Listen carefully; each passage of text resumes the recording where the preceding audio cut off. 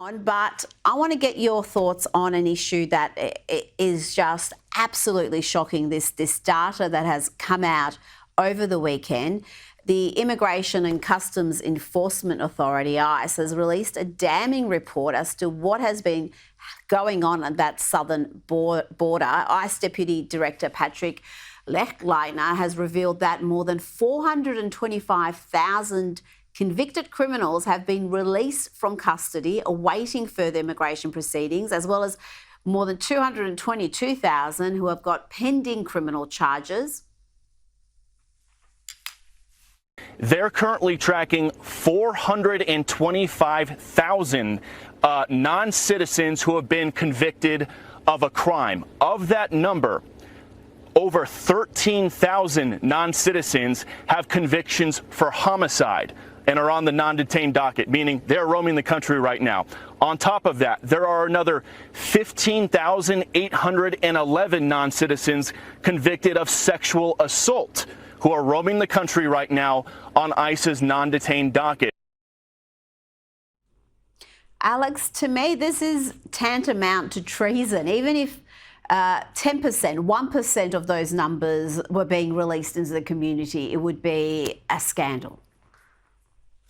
Well, it's scary enough that 13,000 of those illegal immigrants have a conviction for homicide. But I mean, personally, I think sexual assault is even scarier than murder. And considering now we have 15,000 people that are in our country, and those are the ones that are documented, it's incredibly scary. And I don't think people here in America really understand how important this next election is, because our border is an absolute mess. And I went on a cruise. I recently went to Haiti. Right now, Haiti's beautiful. There's hardly anybody there. I mean, those places are safe, but New York City or the southern border, it's terrible right now.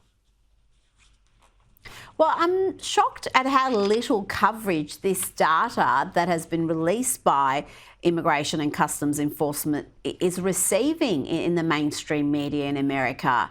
It's not a palatable topic. It goes against the narrative. A lot of networks like MSNBC, CNN push, but you would think the data is so compelling that they would be telling their viewers about it, but it seems to be ignored by many of them. Well, they consider it advantageous because they know that they're going to figure out a way where these people can vote in future elections and hopefully, make it so that the liberals win every election by having these illegal immigrants vote for them. So this is not an accident.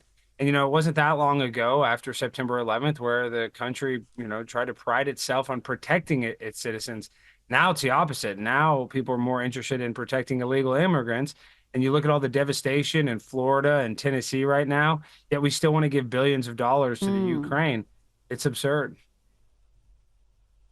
Now, despite the obvious border policy failures that those stats point to, we had Kamala Harris go to the border. She has previously compared border authorities to the KKK and slave owners, but now she's pretending she supports strong borders and she's supporting the workers down there. Is anyone buying this in the States, Alex?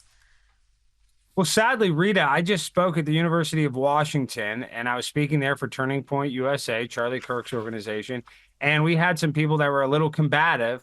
And, I asked them about the border, and they literally, even though Kamala Harris has been the vice president for the past 3 years, they think that she actually cares about the border, yet it's been her job, literally, basically for the last 4 years almost, to fix our border. And they admit, these are leftists on campus that admit that we have a border issue, but they think all of a sudden when Kamala becomes president that she can fix this. So people are deeply confused, and they're acting like Kamala Harris is some new candidate. She's not. She's been in the upper echelon of power, and she could stop this border crisis, but she chooses not to. So it's just, proof that she's a phony and she's a fraud, saying now she all of a sudden cares about the border.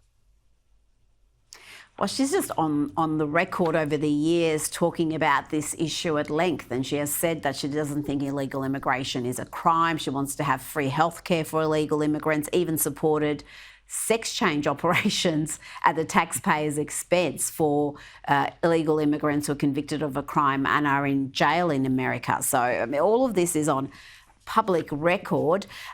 Let's see what Donald Trump was up to. He had a very good reception at a